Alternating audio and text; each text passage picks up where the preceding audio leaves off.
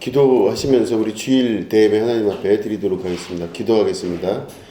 하나님 아버지 감사합니다. 주님의 날, 주님의 전에 함께 모여 하나님께 예배드립니다. 말씀이신 주님, 오늘도 우리와 함께 하시고 주님의 거룩한 음성을 들으며 우리의 나아갈 바를 알 수 있는 귀한 시간 되게 인도하여 주시옵소서. 이 시간 찬양받기에 합당하신 분은 하나님 한 분이신 줄로 믿습니다. 하나님 영광 홀로 받아 주시옵시고 예배 가운데 좌정하여 주시옵소서. 감사드리며 예수님의 이름으로 기도드립니다. 아멘. 우리 다 같이 일어나셔서 찬송 8장 함께 하시겠습니다.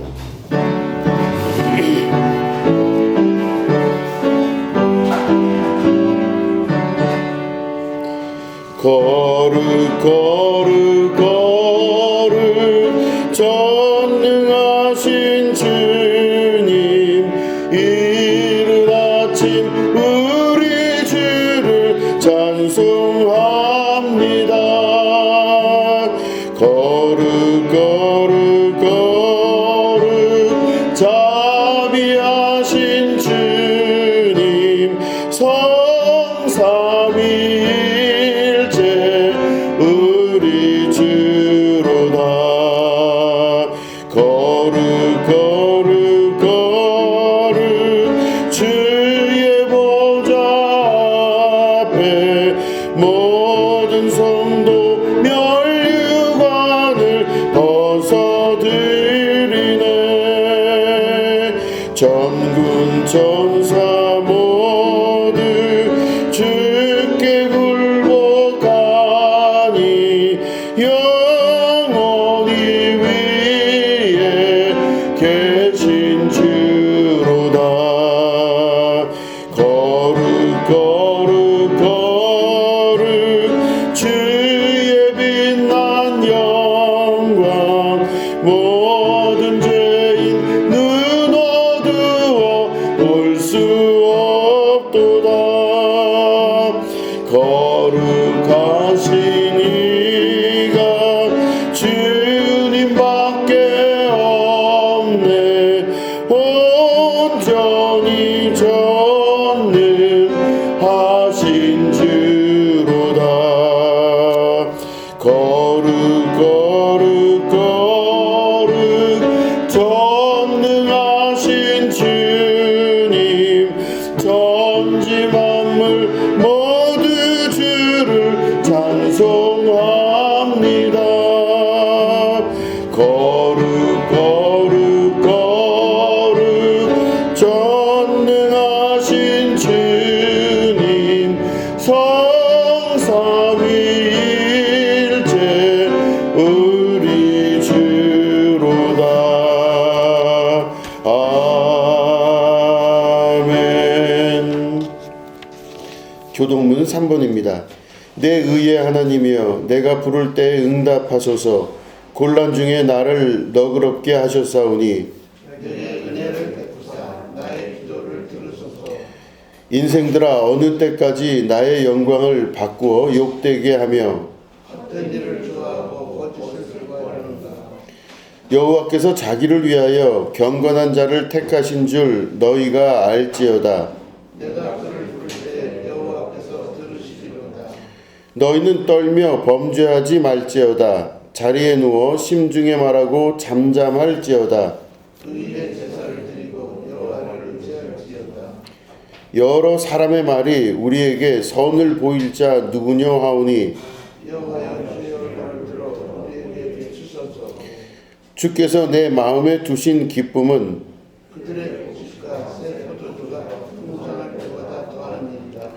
내가 평안히 눕고 자기도 하리니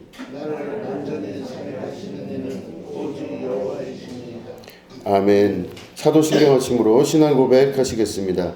전능하사 천지를 만드신 하나님 아버지를 내가 믿사오며 그 외아들 우리 주 예수 그리스도를 믿사오니 이는 성령으로 잉태하사 동정녀 마리아에게 나시고 본디오 빌라도에게 고난을 받으사 십자가에 못 박혀 죽으시고 장사한 지 사흘 만에 죽은 자 가운데서 다시 살아나시며 하늘에 오르사 전능하신 하나님 우편에 앉아 계시다가 저리로서 산자와 죽은 자를 심판하러 오시리라. 성령을 믿사오며 거룩한 공회와 성도와 서로 교통하는 것과 죄를 사하여 주시는 것과 몸이 다시 사는 것과 영원히 사는 것을 믿사옵나이다. 아멘. 자리에 앉아주시기 바랍니다. 찬송 401장입니다.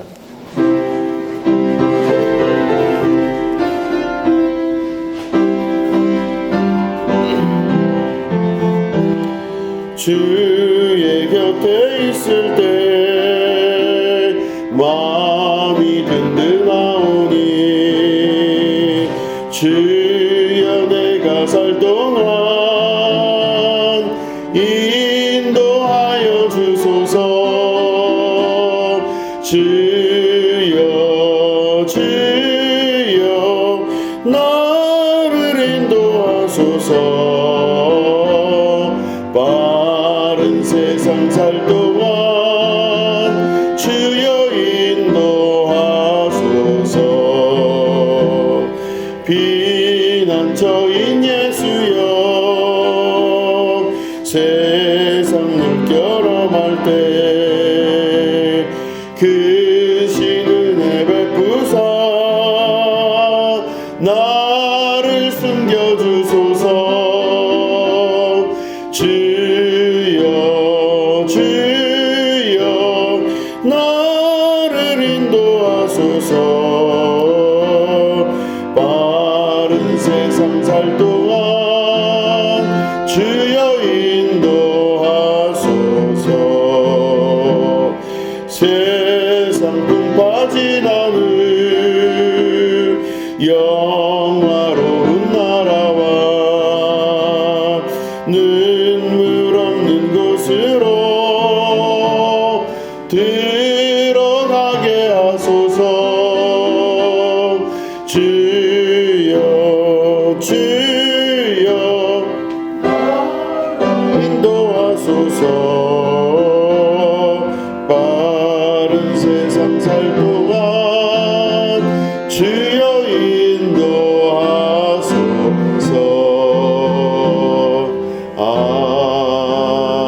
아멘. 드려진 예물을 위해서 기도하겠습니다. 하나님 아버지, 예물 위에 손을 얹고 기도합니다. 하나님께서 함께하여 주시옵시고 물질의 어려움을 당하지 않게 하시며 특별히 물질을 다스릴 줄 아는 자가 되게 하셔서 하나님 나라에 충성된 백성으로 살아가며 부족함이 없도록 주님께서 인도하여 주시옵소서. 하나님께서 베푸시고 도우시는 귀한 은혜를 체험케 하여 주시고 가는 곳곳마다 하나님께서 도우시는 그 기적의 체험들을 함으로 하나님의 역사를 체험하며 살아가는 증거자들이 되게 하시고 하나님 나라에 소유된 백성이 되게 하시며 하나님께서 주시는 이 땅에서의 승리의 삶을 누리게 하여 주시옵소서. 하나님 특별히 기도의 제목을 가지고 주님 앞에 나온 영혼이에 안수하여 주시고 그 기도 제목 위에 함께 하셔서 주님께 입하시는 귀한 은혜를 체험하게 하여 주시옵소서. 물질에 끌려다니지 않게 하여 주시옵소서.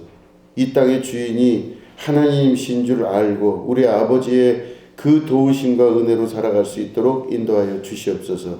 때때마다 필요에 따라 공급해 주시는 하나님의 은혜를 체험케 하여 주시옵소서. 감사드리며 예수님의 이름으로 간절히 축복하며 기도드립니다. 아멘. 예, 우리 하나님 말씀 함께 보시겠습니다. 열왕기상 19장입니다. 열왕기상 19장 8절부터 16절까지의 말씀입니다.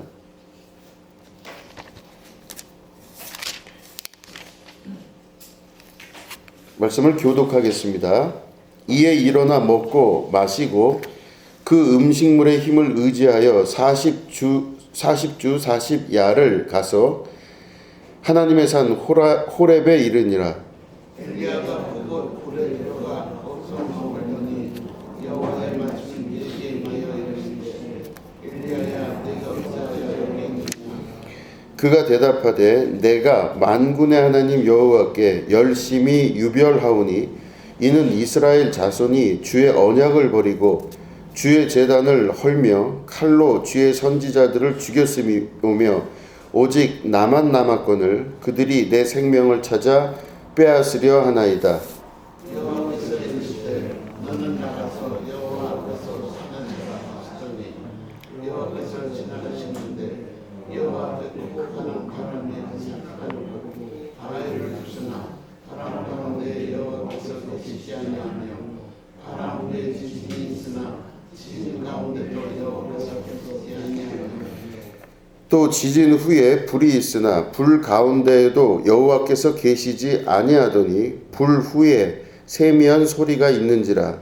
엘리야가 듣고 겉옷으로 얼굴이고 나가 굴 어부의 손에 소리가 그에게 임하여 이르시되 엘리야야 내가 어찌하여 여기 있느냐. 그가 대답하되 내가 만군의 하나님 여호와께 열심히 유별하오니 이는 이스라엘 자손이 주의 언약을 버리고 주의 제단을 헐며 칼로 주의 선지자들을 죽였음이오며 오직 나만 남았거늘 그들이 내 생명을 찾아 빼앗으려 하나이다.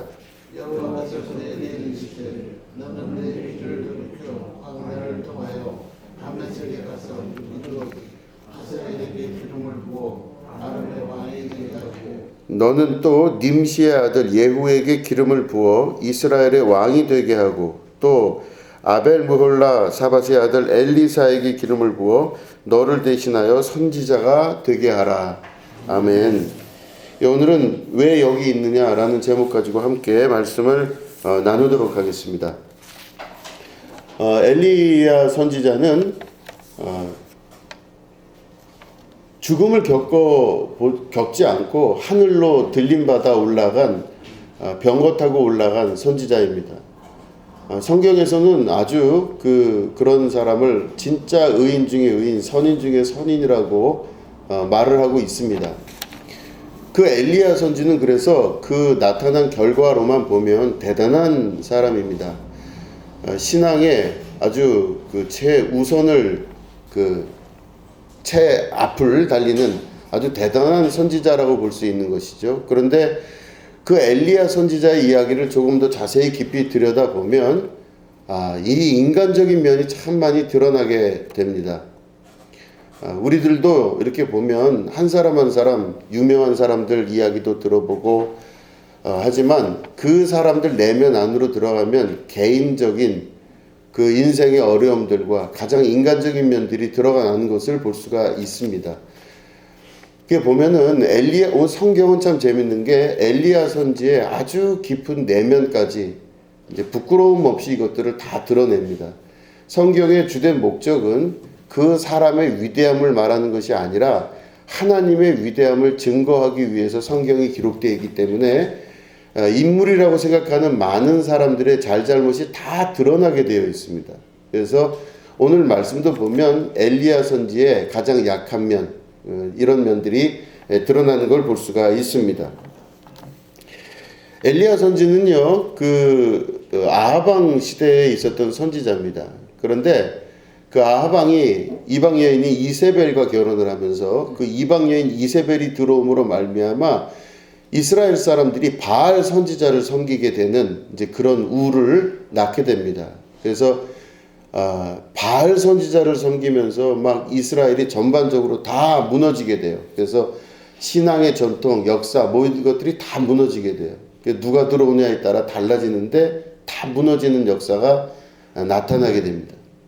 근데 그런 상태에서 아하방과의 이 영적 전쟁을 치르게 되는 이 엘리야가 그때 바알 선지자들하고 이제 싸움을 하게 됩니다. 그래서 바알 선지자들과 전쟁을 치르면서 결국에는 여호와 하나님이 우리에게 진짜 신이시며 그분이 진짜 우리의 하나님이라는 것을 증명을 합니다. 그래서 그 바알 선지자 450명을 이 전쟁이 끝난 이후에 그들을 다 목을 쳐서 죽이게 되는 이런 이제 일을 경험했던 굉장히 영적으로 강력하고 큰 사람이 바로 엘리야라는 사람입니다. 그래서 그 장면만 보면 굉장히 대단한 사람이죠. 그래서 그 엘리야가 막 이제 영적인 승리를 거두고 기뻐할 때에 이 아하방의 부인인 이세벨이 바알 신전에서 그 일하는 제사장 450명을 처단했다는 이야기를 듣고 엘리야를 죽이겠다고 선전포고를 하고 엘리야를 잡으러 이제는 사람들을 시켜서 쫓아가게 합니다. 이 엄청난 영적인 승리를 거뒀던 대단해 보였던 이 엘리야가 그날부터 도망가기 시작합니다. 막 도망가기 시작해가지고 그 자기가 있었던 지역에서 쭉 내려오면서 유대 땅 제일 유대 땅 남쪽 브엘세바라고 하는 곳까지 도망가게 돼요. 계속 도망갑니다. 그래서 이 엘리야가 그 도망가는데 여러분 이게 흑백이 분명하고 명암이 분명한 것입니다. 조금 전까지만 하더라도 하나님의 영이 강력하게 이 엘리야에게 임하면서 엘리야는 두려움 없는 사람처럼 살게 되는 거예요. 그러니까 아주 무소불위의 권력을 갖고 있는 것 같고 하나님이 자기를 택했기 때문에 막 엄청난 그 힘으로 살아갑니다. 막 기쁘고 즐겁고 뭐 이 승리의 이거는 뭐 만끽할 수가 없는 엄청난 그 승리를 만끽하면서 이 엘리야가 살았었는데 그 엘리야가 그렇게 대단하게 기뻤던 그 순간 잠깐 지나고 나서 이세벨이 엘리야를 죽인다고 그 사람들을 푸른 그 순간서부터 두려움에 휩싸여서 도망가는데요. 이 뜨겁고 차가움에 대한 그리고 이 명함에 대한 것들이 너무 심하게 차이가 나는 겁니다. 그래서 너무 잘 되는 일이 있다가 너무 안 되는 일을 경험하기 시작하는 거예요. 막 너무 힘든 겁니다. 그래서 도망가요.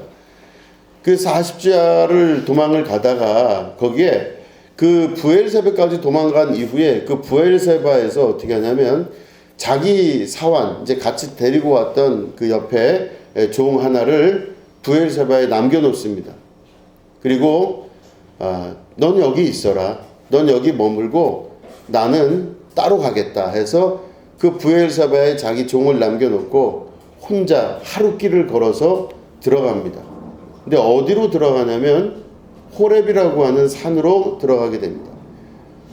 부엘세바에서 자기 사환을 남겨놓고 혼자 하루길을 걸어서 호렙이라고 하는 산으로 들어가게 돼서 그 호렙이라는 산 안에 들어가서 보니 동굴이 있습니다. 그 동굴 안으로 들어가서 거기서 있는 거예요.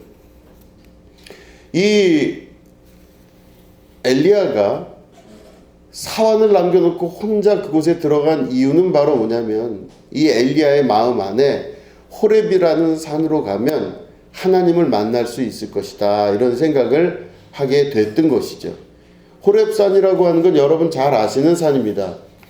모세가 광야에서 생활을 할 때 모세의 나이 80살이 되었을 때 하나님께서 호렙산에 불꽃으로 나타나십니다. 타지 않는 불꽃으로 그 호렙산에 나타나셔서 모세를 만나게 되는데 그 호렙산에 불꽃으로 나타난 하나님이 모세에게 여기는 거룩한 땅이니까 네 신발을 벗으라 라고 말씀하십니다. 그래서 거기에서 신발을 벗고 그 하나님의 음성을 듣게 돼요. 그래서 모세는 거기서 이스라엘 사람들을 구원하기 위하여 너는 애굽으로 내려가라 이렇게 하는 음성을 듣게 됩니다. 그래서 그 모세가 결국엔 출애굽을 하게 되죠. 그 이집트 애굽에 잡혀있던 이스라엘 사람들을 끌어다가 다시 가나안 땅으로 돌아가게 되는 이제 이 대장정의 역사를 이루게 되는데 그때 돌아오다가 이 모세가 자기가 하나님을 처음 만났던 그 장소 호렙산이라고 하는 산으로 다시 올라가는데 그게 바로 시나이 반도 위쪽에 있는 시내산이라고 하는 산이라고 기록이 되어 있습니다. 그래서 뭐 역사학자들마다 여러 이야기를 많이 하지만 호렙산과 시내산은 같은 장소라고 볼 수가 있습니다. 그래서 호렙산에서 하나님을 만났던 모세가 이집트로 가서 이집트에서 출애굽해서 이스라엘을 데려오다가 그 호렙산에 다시 올라갑니다. 그 깝깝한 마음을 가지고 호렙산에 올라갔을 때 그 호렙산에서 여호와 하나님께서 십계명을 내려주십니다. 거기가 시내산이라고 지금 말씀드렸죠. 그렇기 때문에 이 호렙산이라고 하는 장소는 이스라엘의 역사를 통틀어서 굉장히 중요한 성소입니다. 베델이라고 하는 것도 성소고 이 호렙산도 성소입니다. 자기의 조상이 하나님을 만나서 하나님의 음성을 듣고 그 음성대로 이스라엘을 이끌어서 십계명이라고 하는 율법의 그 아주 중요한 기초를 이뤘던 십계명을 내려주신 장소. 그렇기 때문에 이 호렙산은 이스라엘 사람들에게 있어서는 신성시되는 장소 중에 하나입니다. 그래서 그곳을 가는 게 이스라엘 사람에게는 큰 영광이고 기쁨이 되는 것이었습니다. 그 성지순례라는 것이 있지 않습니까? 거길 꼭 가야 돼요. 아니나 다를까 엘리야도 그 호렙산을 기억하고 있었을 겁니다. 알고 있었죠. 이 엘리야가 그래서 브엘사바에다가 자기 그 종을 내려놓고 너 하루를 지내라라고 자기 혼자 거기를 가게 됩니다. 혼자 간다고 하는 그 의미는 하나님을 만나러 갈 때 우리들은 여러 명이 가는 것이 아니라 한 사람 한 사람 각자가 간다는 것을 기억할 수 있으셔야 됩니다. 각자의 결단, 홀로 들어갈 수 있는 곳에 혼자 갈 수 있는 믿음의 결단, 용기가 필요한 것입니다. 우리가 기도할 때 여러 명이 모여서 같은 내용 갖고 같이 기도를 하는 습관들이 있어서 우리는 통성 기도를 많이 하는 그런 습관들을 갖고 있습니다. 그러나 진짜 기도를 하기 위해서는 하나님과 나와 단둘이 만날 수 있는 은밀한 중에 보시는 골방에 들어갈 수 있는 그런 용기와 그런 결단과 그런 기도 생활이 있으셔야 됩니다. 하나님을 만나러 갈 때는 혼자 갈 수 있어야 되는 겁니다. 그렇기 때문에 혼자 갈 수 있는 그 용기와 결단을 통해서 하나님을 만나는 것입니다. 그래서 은밀한 중에 보시는 하나님이 오늘도 여러분들을 개인적으로 만나시는 거지 여러 명을 통해서 만나지가 않는 것입니다. 엘리야는 그래서 자기 종을 브엘사바에 내려두고 혼자 그 호렙산으로 들어가서 굴 속으로 들어가게 됩니다. 그럴 때 이 엘리야가 그곳에서 있는데 잘 먹지도 못하고 너무 괴롭게 몸을 축내고 있었던 것입니다. 그래서 그곳에서 굶고 있었던 엘리야에게 하나님께서 나타나십니다. 그래서 여호와의 말씀이 그에게 임하셨다고 되어 있어요. 우리가 오늘 읽은 9절 말씀 보니까 8절 말씀을 먼저 보시면은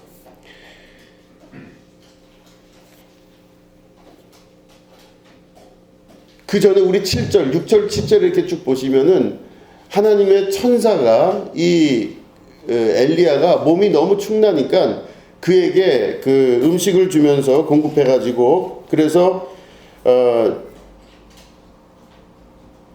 그 머리맡에 숯불에 구운 떡과 한 병물이 있더라. 그러니까 숯불에 구운 떡과 병물을 그 천사가 그 엘리야에게 주면서 이걸 먹고 힘을 내서 그 베델 그 호렙산까지 갈 수 있도록 하라 이렇게 이제 이야기를 합니다. 그래서 그 음식을 먹고 힘을 내서 이제 호렙산까지 가게 되는 것이죠. 그래서 호렙산까지 가서 그 호렙산에서 이제는 하나님을 만나게 됩니다. 그런데 여러분 잘 보시면 9절 말씀을 보면 그 호렙산 굴에 들어가 있던 이 엘리야에게 여호와께서 나타나셔서 이렇게 말씀하십니다. 그에게 임하여 이르시되 엘리야야 네가 어찌하여 여기 있느냐라고 질문을 하십니다. 자, 그런데 그 말씀을 자세히 보면 9절을 보면 엘리야가 그곳 굴에 들어가 거기서 머물더니 여호와의 말씀이 그에게 임하여 이르시되 이렇게 기록하고 있어요. 여호와의 말씀이 그에게 임하여 이르시되, 그러면 다시 말해 여호와께서 그 앞에 나타나셨거나 여호와께서 그 앞에서 무엇인가를 보여주신 게 아니라 여호와의 말씀이 그에게 임하여 이르시되 이렇게 되어 있습니다. 그러면 다시 말해 그 엘리야에게 나타난 여호와 하나님은 그에게 임하는데 말씀으로 임하셨다 이렇게 볼 수 있는 거예요. 그러니까 말씀으로 임하신 것입니다. 이 동일한 이야기가 또 보면은 13절에도 동일하게 나옵니다. 13절에 보면은 엘리야가 듣고 겉옷으로 얼굴을 가리고 나가 굴 어귀의 섬에 소리가 그에게 임하여 이르시되 엘리야야 네가 어찌하여 여기 있느냐 이렇게 말씀하십니다. 여기서 말하는 그 소리는 단순히 소리를 말하는 것이 아닙니다. 여기서 말하는 소리는 말씀을 말하는 것입니다. 말씀이 임하여 가라사대 이렇게 말씀하시는 거예요. 그래서 네가 왜 어찌하여 여기 있느냐라고 질문을 하는 것을 엘리야가 경험하게 되는 것입니다. 여호와의 말씀이 그에게 임하셨다 하는 이 말씀은 바로 두 개가 나오는 걸 보니 강조하는 말입니다. 똑같은 여호와의 소리가 여호와의 말씀이 임한 것을 보니 이게 두 개의 구절하고 13절에 두 군데 나오는 걸 보니 성경 안에서 이걸 강조하는 이야기가 이 속에 들어가 있는 것입니다. 엘리야야 네가 어찌하여 있느냐 그런데 소리가 그에게 임했다고 하는 것입니다. 여러분 여호와의 음성을 듣는 것들이 얼마나 중요한지 모르는 것입니다. 하나님의 소리를 들을 수 있으셔야 됩니다. 우리는 하나님을 믿을 때 내 머릿속에 생각되어지는 대로 혹은 보여지는 대로 만져지는 대로 경험되어지는 대로의 세계를 상상하고 구할 때가 참 많습니다. 그래서 이런 보여지는 것 저런 보여지는 것들을 통하여 하나님을 알고 싶은 게 굉장히 많습니다. 그래서 우리들은 잘 모르는 겁니다. 내 눈앞에 보이지 않거나 내가 만져지지 않거나 내 인식이 되지 아니하면 그 하나님의 존재를 잘 알 수가 없게 되는 것입니다. 그런데 오늘 말씀을 보면 여호와의 말씀이 그에게 임하셨다 이렇게 되어 있습니다. 이 말은 결국엔 엘리야를 통해서 말씀이신 하나님이 우리에게 임하는 장면을 강조하고 계신다고 볼 수가 있습니다. 그 이후에 보면요 11절에 보니까 여호와께서 이르시되 나가서 여호와 앞에 서라 산에 서라 하시니까 여호와께서 지나가시는데 여호와 앞에 크고 강한 바람이 산을 가르고 바위를 부수나 바람 가운데 여호와께서 계시지 아니하며 바람 후에 지진이 있으나 지진 가운데도 여호와께서 계시지 아니하고 지진 후에 불이 있으나 불 가운데에도 여호와께서 계시지 아니하더니 불 후에 세미한 소리가 있는지라 이렇게 기록되어 있습니다. 그러니까 이 엘리야가 굴 속에 들어가 있는데 여호와의 말씀이 그에게 임해서 굴 밖으로 나가라 그러셨어요. 그래서 굴 입구에 나가서 봤더니 거기에 갑자기 강한 바람이 산을 가를 정도로 강한 바람이 일어나고 바위를 그 바람이 너무 세서 바위를 부쉈다고 되어 있습니다. 그리고 바람 후에는 지진이 일어났다고 되어 있어요. 지진이 일어난 다음엔 막 불이 거기서 막 있었는데 이 엘리야가 보니까 바람 가운데서도 지진 가운데서도 불 가운데에서도 여호와는 보이지를 않았다 이렇게 기록하고 있습니다.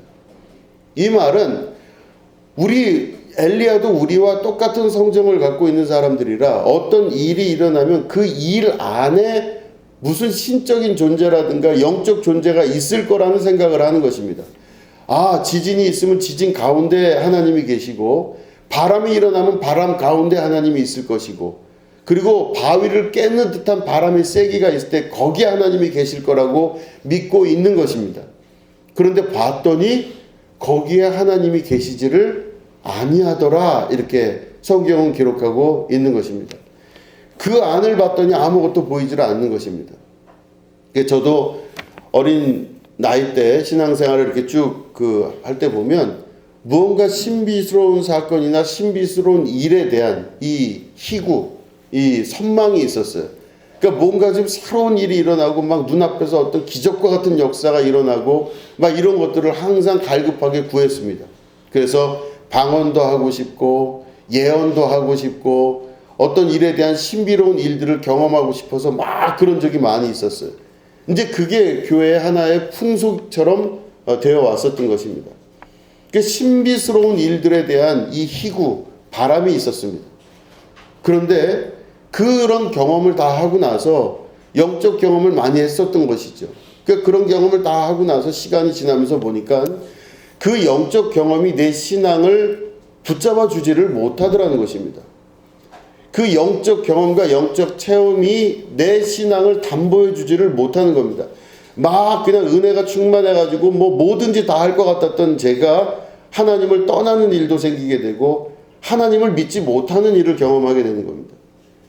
그게 저 어릴 때 같이 자랐던 친구들도 이렇게 보면 교회 생활하면서 너무너무 열심히 했어요. 두 손을 들어서 하나님을 찬양하며, 그리고 나중에 이야기를 들어보면 성령이 임함을 경험을 했다, 뭐 이런 경험했다, 저런 경험했다, 막 이런 이야기들을 한 친구들을 많이 봤어요.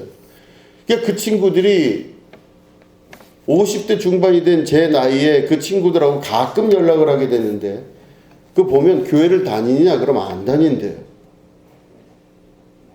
그럼 너 옛날에 믿었던 이건 어떻게 됐냐? 글쎄 뭐 다니고 싶은데 그때 그런 경험은 있는데 잘 모르겠대요. 그 제가 그 친구들하고도 전화하고 이야기하고 뭐 때로는 만나고 이렇게 하면서 보니까 그 친구들이 하나님을 만났던, 정말로 열심히 했던 사람들, 진짜 열심히 일하고 교회 일도 하지만 막 그냥 방언도 하고, 어떤 친구는 방언을 통역하기도 하고, 뭐 별의별 일을 다 자기들이 경험한 친구들입니다. 그리고 뭐 찬양 집회란 집회는 다 다니고, 여러 가지 영적인 일들이 일어나는 그런 집회는 다 쫓아다녔던 친구들이에요. 그런데 그 친구들이 시간이 지나면서 보니까 교회를 안 다니는 친구들이 거의 태반이에요. 저희 같은 또래뿐만 아닙니다. 저보다 2살 위에, 3살 위에 있는 그 그룹에 있는 사람들도요, 거의 대부분이 다 교회를 안 다녀요. 그 왜 그럴까? 저는 그게 굉장히 신기했습니다.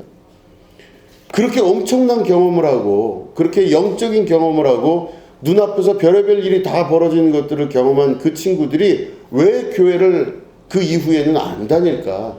참 궁금하고 신기한 일이었습니다, 저에게는. 그래서 알게 된 건 바로 뭐냐? 그런 신비한 경험, 눈앞에서 벌어지는 수많은 경험이 있다 할지라도 그 사람은 신앙생활을 유지하기가 쉽지가 않더라는 것입니다. 그런 사람이 끝까지 교회를 다니거나 하나님 앞에 이제 소위 말하는 의리를 지키고 끝까지 그 믿음을 유지하고 지켜나가는 것은 쉽지가 않은 것을 경험하게 되었던 것입니다. 그렇기 때문에 여러분 보시면 저는 단호하게 이야기할 수 있는 게, 누가 방언했다, 방언 통역했다, 대단한 믿음의 뭘 갖고 있었다, 하나도 안 믿습니다. 정말로 믿음이 없어요. 그런 사람들에 대한 믿음은 없습니다. 그런데 어떤 사람에 대한 믿음은 있냐면, 말씀을 붙들고 말씀 안에 말씀대로 살으려고 노력하는 사람들은 정말 믿을만 합니다. 그 사람들은 말씀대로 살으려고 하고 말씀을 진짜 믿는 사람들이었어요. 이런 사람들은 끝까지 교회를 사랑하기도 하고 교회를 끝까지 유지하며 자기가 그 안에서 자라나면서 교회에 끝까지 봉사하고 하나님께 그 자기의 인생을 들여서 살아가는 사람들을 많이 봤어요. 가장 중요한 것은 말씀이지 경험이 아니더라는 것입니다. 어떤 영적 체험이라든가 신비한 체험이 그 사람을 구원할 것 같지만 절대로 그게 아닌 것을 경험하게 됩니다. 어떤 친구 중에 한 친구가 이제 어느 교회에서 지금 이제 그 친구가 이번에 장로 임직을 받고 장로님이 되셨어요. 근데 그 친구랑 제가 통화를 하면서 알게 된 건 뭐냐면, 그 친구랑 이런저런 이야기를 하다가 보니 그 친구가 자기가 그래요. 자기는 말씀이 자기를 붙들었다, 그런 얘기를 해요. 말씀이 자기를 붙들었다. 신기한 일입니다. 말씀에 붙잡힌 사람이 있고 말씀에 붙잡히지 않은 사람이 있는데, 말씀에 붙잡힌 사람들은 그 역사가 길고 그 신앙의 토대에 흔들림이 없더라는 것입니다. 말씀을 내 안에 가지고 사는 사람이 하나님의 나라의 백성이 되며 하나님의 자녀로서의 삶을 살아갈 수가 있게 되는 것을 알게 된 것입니다. 별의 일을 다 겪은 사람은 다 그냥 지나갑니다. 자기 인격대로, 자기 생각대로, 자기 뜻대로 그냥 살아가게 되는 것입니다. 그런데 말씀에 붙잡힌 사람들은 그렇지가 않더라는 것이죠. 교회도 마찬가지입니다. 교회가 말씀에 근거하고 있느냐, 아니면 그 교회에 그냥 갖고 있었던 사람들의 평균 인격에 근거하고 있느냐에 따라서 그 교회의 역사가 달라지게 됩니다. 그러니까 시간이 지나면서요, 말씀에 근거하지 않는 사람들은 신앙이 흔들리게 되면은 그냥 넘어지게 됩니다. 그런 사람은 어쩔 수 없어요. 그 사람은 자기가 자라났던 토양과 자기가 자라났던 성격에 따라서 그냥 살아가는 사람들이기 때문에 자기 인생의 어떤 근원적인 그런 것들에 대한 질문도 없이 흔들리는 신앙을 가질 수밖에 없는 것입니다. 그런데 자기의 신앙의 깊이를 뚫고 그 안에 있는 말씀 안으로 들어가기 시작하면 그 말씀이 붙드는 사람은요, 절대로 흔들릴 수가 없는 하나님 나라의 백성의 삶을 살게 되는 것입니다. 엘리야는 그래서 그 엄청난 경험을 하고 나서도 흔들렸던 사람이에요.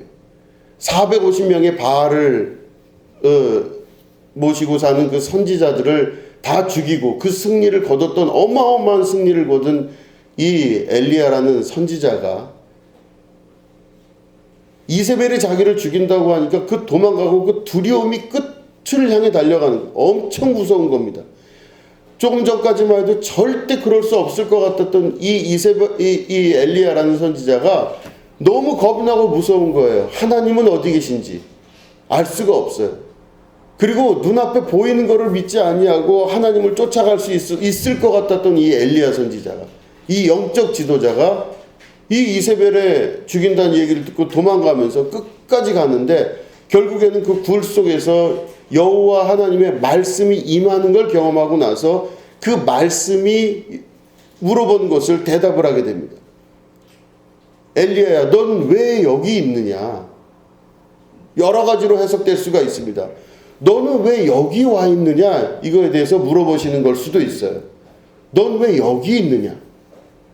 그 말은 왜 베델이라고 하는, 그러니까 왜 이 호렙산이라고 하는 곳을 와서 왜 여기 굴에 들어와서 여기 있느냐라고 하는 질문이 첫 번째 질문일 수 있고, 두 번째는 네가 할 일이 있는 사람인데 너의 사명과 너의 일은 어떻게 해놓고 너는 여기 왜 와 있느냐, 이 두 가지 질문으로 압축될 수가 있습니다. 그럴 때 엘리야가 너는 왜 여기 있느냐라고 할 때 전혀 다른 대답을 합니다. 10절에 보니까 그가 대답하되 내가 만군의 하나님 여호와께 열심히 유별하오니, 그러니까 자기가 굉장히 하나님을 사랑하고 열심을 하는 게 정말 난 열심히 했다 이겁니다. 난 정말 열심히 해서 이게 유별했는데, 나는 그랬는데 이스라엘 자손이 주의 언약을 버리고 주의 제단을 헐며 칼로 주의 선지자들을 죽였고 그래서 결국엔 나만 남았습니다, 이렇게 이야기를 해요. 그러니까 이 엘리야가 볼 때 자긴 진짜 열심히 하고 자긴 정말 대단하게 했다, 그 얘기를 하는 거예요. 나만 죽게 유별하오니, 나 정말 열심히 했고 나는 이렇게 잘 살아왔는데 이스라엘 사람들은 전부 다 믿는 사람들을 또 선지자들을 칼로 죽이고 결국엔 나만 남게 되었습니다. 이젠 나밖에 없습니다. 이제 이 하소연을 이제 여호와께 하는 겁니다. 너 왜 여기 있냐? 나 열심히 했는데 다 죽고 지금 이제는 아무도 없습니다. 이 말은 다른 식으로 우리가 보게 되면 히브리어로 기록된 성경의 어법상 보게 되면 하나님 당신은 지금 어디 계십니까? 이런 뜻이에요. 나 혼자 남겨놓고 다른 사람 다 죽었습니다. 아무도 없습니다. 내가 하나님 앞에 이렇게 하려고 했지, 내가 다 죽으라고, 나 또 결국엔 나까지 죽으라고 이런 거 한 거 아니지 않습니까? 뭐 하시는 겁니까 하나님? 이런 뜻이에요. 근데 여러분, 이 엘리야가 그런 식으로 해서 하나님 앞에 따지듯이 이야기를 하고 하소연하듯이 이야기를 하는 겁니다. 하나님은 어디 계시길래, 나 이렇게 힘들 때 하나님은 어디 계시길래 지금 와서 나타나셔가지고 다 죽었습니다. 아무도 없습니다. 이제 하나님 한번 돌아보십시오. 이스라엘 땅 가보십시오. 한 명도 없습니다. 여호와 하나님 섬기려고 한 사람 한 명도 없고 아무도 없습니다. 말이 되십니까 하나님? 그럴 때 여호와 하나님께서 그 뒤에 성경에 말씀을 하십니다. 엘리야야, 너는 힘을 내서 다시 네 갈 길을 가라. 너는 여기 있을 사람이 아니라 네 사명을 감당하고 그것들을 이루어야 될 사람이다. 내가 너를 위하여 바알에게 무릎 꿇지 아니한 7,000명을 내가 준비해 놓고 있다. 그러니 너는 가서 그들과 함께 왕을 세우고 또 선지자를 세우고 너 대신 일할 수 있는 엘리사를 세우기 위하여 너는 다시 돌아가라. 근데 이 말씀을 하시는 거예요. 자, 보시면 엘리야의 눈에는 다 죽은 겁니다. 다 죽고 이스라엘에는 신앙인 한 명도 있을 수가 없고 자기도 이제 죽을 것이고 나도 끝난 거고 모든 게 다 끝나버린 사건입니다 라고 자기 눈에 보이는 대로 하나님 앞에 결과를 얘기하는 거예요. 이제 끝났습니다. 그런데 하나님의 음성은 전혀 다른 곳에서 들립니다. 하나님 뭐라고 그러시냐면 너를 위하여 준비한 바알에게 무릎 꿇지 아니한 7,000명이 준비가 되어 있다. 이렇게 말씀을 하십니다. 이 말씀은 바로 뭐냐면 인간의 눈으로 볼 때 이 엄청난 역사 안에서 고통스럽게 있는 그 엘리야에게 하나님께서 말씀하시는 그 은혜는 네 눈엔 보이지 않지만 내가 준비하여 놓은 바알에게 무릎 꿇지 아니한 7,000명을 준비해 놓고 있다라고 하는 그 말씀을 하고 계시는 것입니다. 우리 인생의 여러 가지 일들을 겪으면서 고통스럽고 혹은 아무것도 눈에 보이지 않는 순간이 올 때가 분명히 있습니다. 그러면 절망이죠. 완전히 절벽 끝에 서게 되는 순간이 옵니다. 내가 생각한 대로 하나도 되는 것도 없고 이제는 눈앞에 보이는 게 정말 근거도 없는 때가 분명히 오게 됩니다. 말도 안 되는 그 순간, 말도 안 되는 때가 우리들에게 대부분 오게 될 때 우리는 엘리야 같이 기도할 때가 참 많습니다. 그리고 아예 기도가 안 나올 때가 더 많죠, 사실은. 근데 그래서 보면 하나님 이럴 수가 있습니까? 하나님 도대체 눈앞에 보이는 게 하나도 없습니다. 하나도 없습니다. 그럼 무엇을 어떻게 하실 건지 나는 진짜 이해를 못하겠습니다. 그래서 내 자신이 완전히 다 거기에 손을 놓게 되는 때가 오게 됩니다. 그럴 때 이 손을 놓게 되는 그 벼랑 끝에 선 순간, 이 절벽의 끝에 선 순간 엘리야가 했던 기도와 같은 동일한 기도가 우리에게 나옵니다. 이건 아닌성 싶다 이런 생각이 들어요. 그러니까 그걸 하나님께 기도했더니 하나님은 항상 그런 우리들에게 그 끝에 와서 완벽하게 자기 자신의 약함이 드러난 그 순간 하나님은 항상 말씀하시기를 너의 눈엔 보이지 않고 네 상식선에서는 도무지 이해가 되지 않겠지만 너를 위하여 준비한 바알에게 무릎 꿇지 아니한 7,000명이 준비가 되어 있다. 그렇기 때문에 우리는 이 말씀을 통해서 우리의 머릿속에 생각되어지고 우리의 눈앞에 보이는 것들을 다라고 여기지 말아야 될 것입니다. 하나님께서 오늘도 우리를 위하여 혹은 나를 위하여 준비해 놓으신 어떤 또 다른 세계가 분명히 있다는 걸 믿음으로 바라볼 수 있으셔야 됩니다. 그리고 새 힘을 내고 새 역사를 이룰 수 있도록 우리가 하나님의 말씀에 그 말씀을 듣고 그 말씀을 믿고 의지하고 나아갈 수 있는 은혜가 있어야 되는 것입니다.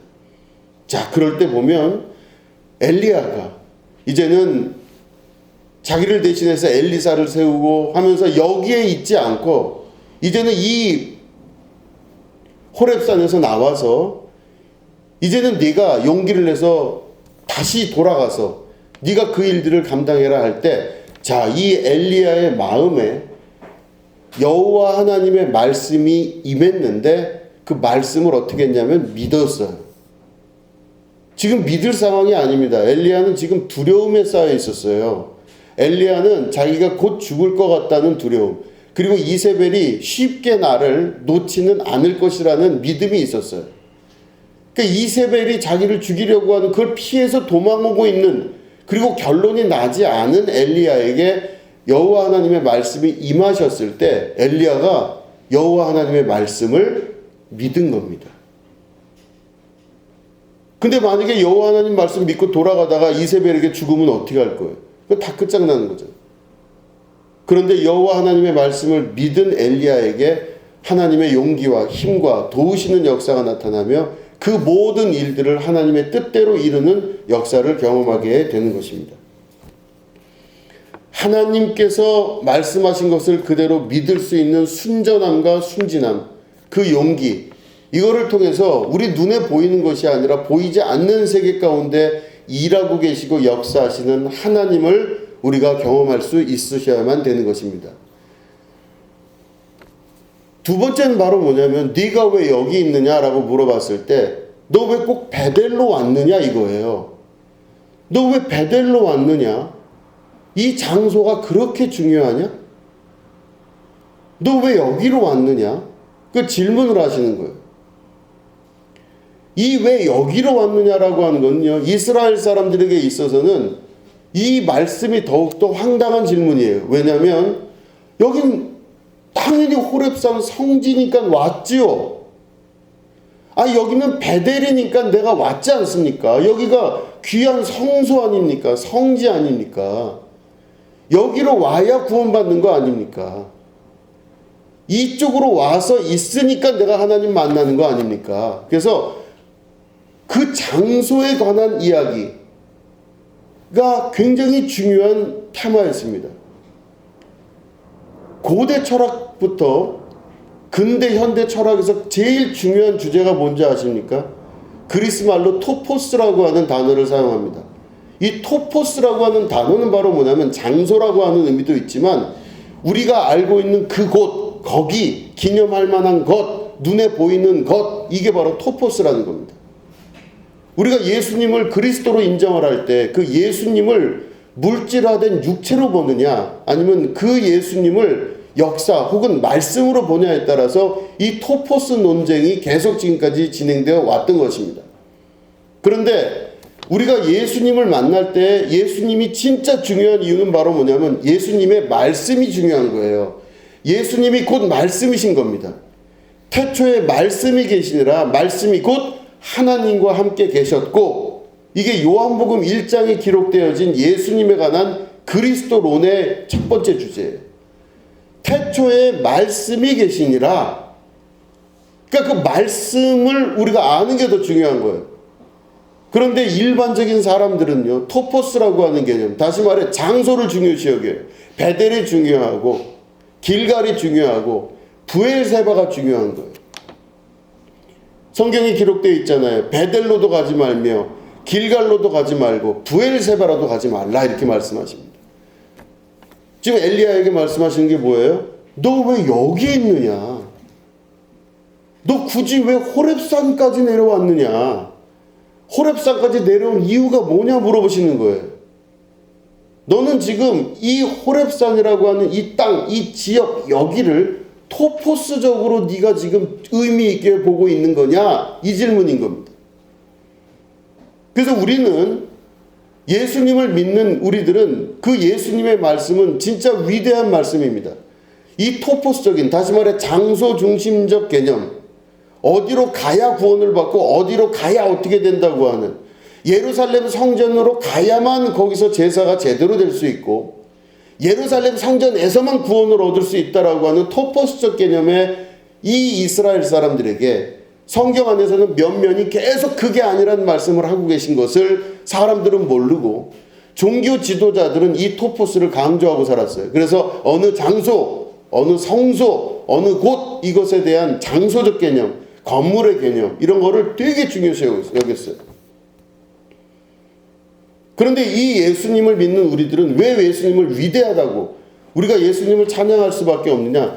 예수님은 역사적으로 대대로 내려왔던 그들의 종교체제, 그들의 머릿속에 있었던 개념, 장소, 시간, 눈에 보이는 이런 토포스적 개념들을 한꺼번에 무너뜨리셨습니다. 예수님은 뭐라고 그러셨냐면 내 말이 너희 안에 거하고 너희가 내 안에 거하면 무엇이든지 구하라 그러셨어요. 내 말이 너희 안에 거하고 너희가 내 안에 거하면, 예수님이 내 안에, 내가 예수님 안에 거하는 것입니다. 내가 하나님 안에, 하나님이 내 안에 거하시는 거예요.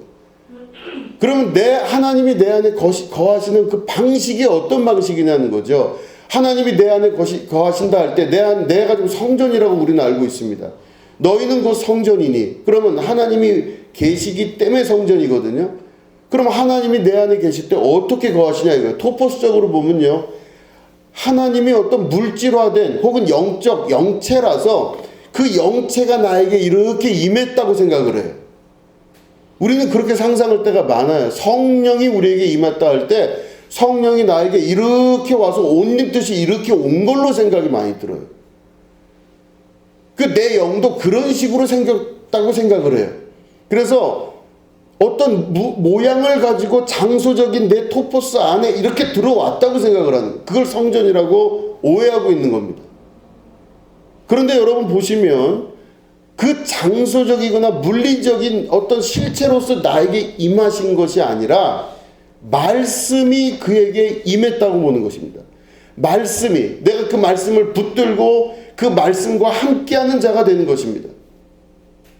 그렇기 때문에 말씀이 기독교 신앙에서 너무 중요한 것입니다. 말씀이 중요한 거예요. 예수님이 나를 사랑하신다 하실 때는 그 예수님의 사랑하신다는 말씀은 진짜입니다. 그게 거짓말이 아니라 진짜예요. 흔하게 길가에 그냥 구르는 돌과 같은 말이 아니라 진짜로 나를 사랑하신다는 겁니다. 하나님이 세상을 이처럼 사랑하사 독생자를 주셨으니, 그러면 하나님이 세상을 이처럼 사랑하신다고 하는 그 말씀이 실제고 진짜인 겁니다. 독생자를 주셨다고 하는 것은 예수님을 우리에게 주심으로 말미암아 우리를 대신 구원하셨다는 뜻이죠. 그만큼 사랑한다는 뜻입니다. 그만큼 사랑한다는 뜻이에요. 그러니까 하나님의 사랑의 대상이며 하나님의 말씀에 임하는 존재의 대상이며 하나님은 나를 통하여 자신이 드러나게 되시는 역사를 경험하게 되는 것입니다. 세상 좋은 기술을 갖고 있어도요, 그 기술을 물려받을 수 있는 사람이 없으면요, 그 기술은 아무 의미가 없어져요. 조금 후면 다 사라져 버립니다. 내가 수많은 기술들을 갖고 있어도 그 엄청난 기술들을 물려주고 그거를 대를 이을 사람이 필요한데 그 사람이 없어지면 아무 의미가 없어요. 하나님은 하나님의 말씀이 우리를 통해서 임하여지고 되고 우리를 통하여서 살아내게 되고 우리 한 사람 한 사람을 통하여 말씀대로 되는 역사를 경험하게 되는 것. 이게 바로 하나님의 나라의 기본 질서이며 의미라고 하는 것입니다. 그렇기 때문에 하나님은 오늘도 나를 단순한 존재로 보는 것이 아니라 하나님의 말씀이 임하여 실현될 존재로 보시는 거예요. 그 엄청난 사건입니다. 그런데 종교적인 모든 역사에서 보면 다 눈으로 보이는 것들, 만져진 것들, 경험되어지는 것들의 그 모든 것들이 다 축소가 되는 것을 볼 수 있습니다. 그래서 보면 종교의 차원이라고 말하기는 그렇지만 가장 낮은 차원의 저렴한 종교들, 그래서 보면 저렴한 종교들은요, 경험을 제일 중요시 여깁니다. 제일 중요시 여겨요. 무당이 팔팔 뛰면서 거기서 눈앞에서 보여지는 증거들이 제일 중요해요. 신내림 받을 때요, 어디다 칼을 숨겼는지, 어디다 무구를 숨겼는지를 그 무당이 찾아요. 말해주지도 않았는데 그걸 아주 그냥 찾아요. 엄청난 거죠. 신기가 들려서 그걸 찾아요. 그런 사람들이 깜짝 놀라요. 그 무당이 경험 종교로는 제일 그래도 확실하게 보여주는 종교인 것입니다. 그런데 고등 종교로 올라갈수록 이 낮은 차원에서 높은 차원으로 올라갈수록 보여지는 것과 만져지는 것과 모든 것들에서 넘어서는 종교로 점점 발전하기 시작합니다.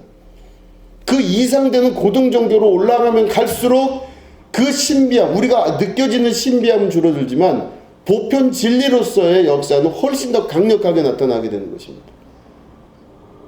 눈으로 보여지는 거, 앞에서 막 불이 일어나고 앞에서 바람이 불고 바람이 너무 세서 바위가 깨어질 정도로 나타나고 막 지진이 터지고 별의별 일이 다 벌어지고 있는데 그런 엄청난 사건 가운데도 여호와께서 보이지가 아니하셨다고 기록하고 있지 않습니까? 안 보인 겁니다. 그 사건이 다 지나가고 난 뒤에 세미한 음성이 들렸어요. 세미한 음성. 엘리야야, 그 굴 밖으로 나가라서 굴 밖에 서봐라. 이 음성이 들리고 굴 밖에 서 있는 그 엘리야를 향해서 네가 왜 여기 있느냐 물어보시는 거예요. 넌 지금 네가 엄청난 450명의 바알을 섬기는 그 제사장들을 죽이고 승리를 거뒀고 어마어마한 대단한 영적 경험을 한 것처럼 살아왔지만 결국 네 앞에 보여지는 수많은 기적과 같은 일들은 아무것도 없고 그 안에 여호와도 계시지 아니하였다. 너는 왜 여기 있느냐?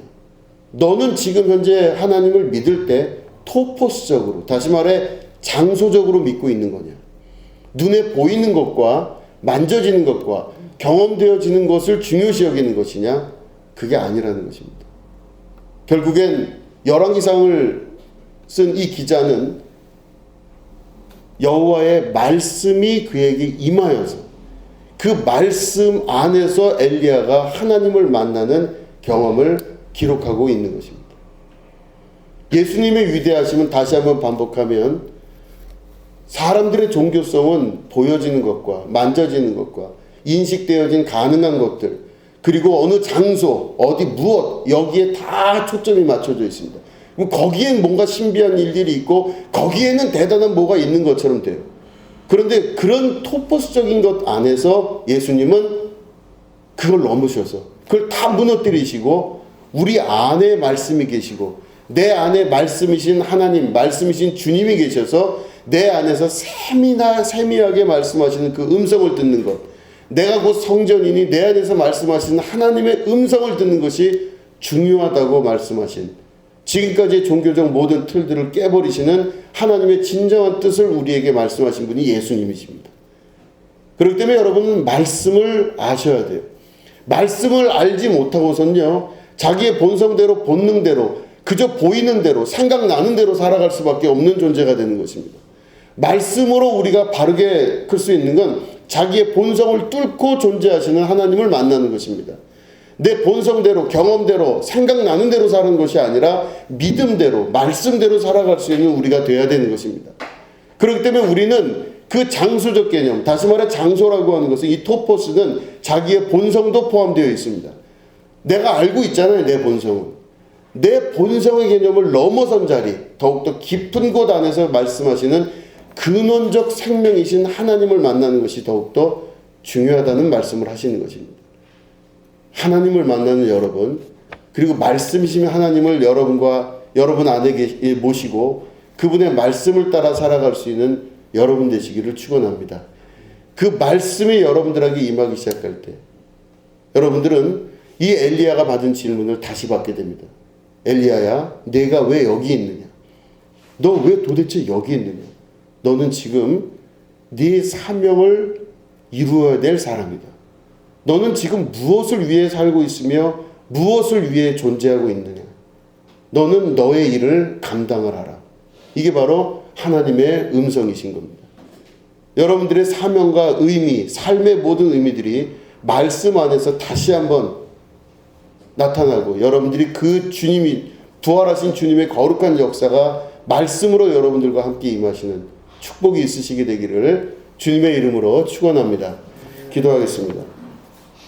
하나님 아버지, 엘리야가 만난 하나님, 엘리야가 경험했던 신비보다 더욱더 크신 하나님을 만나게 하여 주시옵소서. 그 하나님은 곧 말씀이신 줄로 믿습니다. 말씀이신 하나님 만나 말씀 안에 살아갈 수 있도록 도와주시고 그 말씀이 내 안에, 내가 그 말씀 안에 살아가는 축복과 은혜의 백성 되게 하여 주시옵소서.